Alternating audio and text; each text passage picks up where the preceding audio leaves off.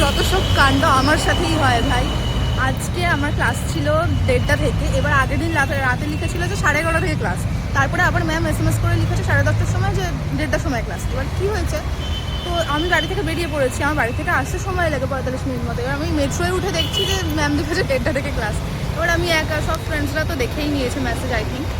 তো আমি এখন একা এসে এখানে বসে আছি, আমাদের ভিউটা দেখাচ্ছি, একা একা আমি বসে আছি এখানে।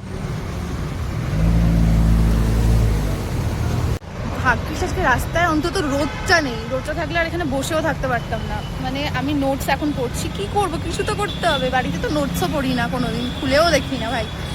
ভগবান বলছে তোকে পড়ার সুযোগ দিচ্ছি, তুই একটু পড়।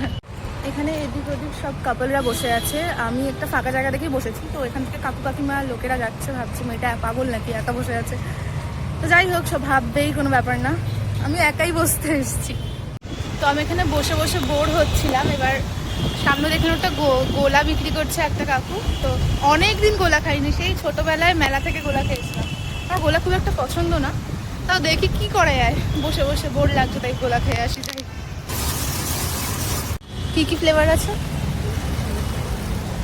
এগুলো, কোনটা বেস্ট হবে? স্ট্রবেরি শরবত এটা দিন।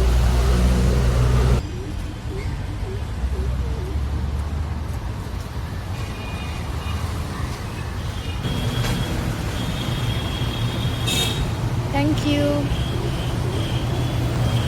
আজকের ওয়েদারটা এত সুন্দর, এত হাওয়া দিচ্ছে, একা একা ওয়াক করতেও ভালো লাগছে। তোমরা তো বলো কাল সে নাচ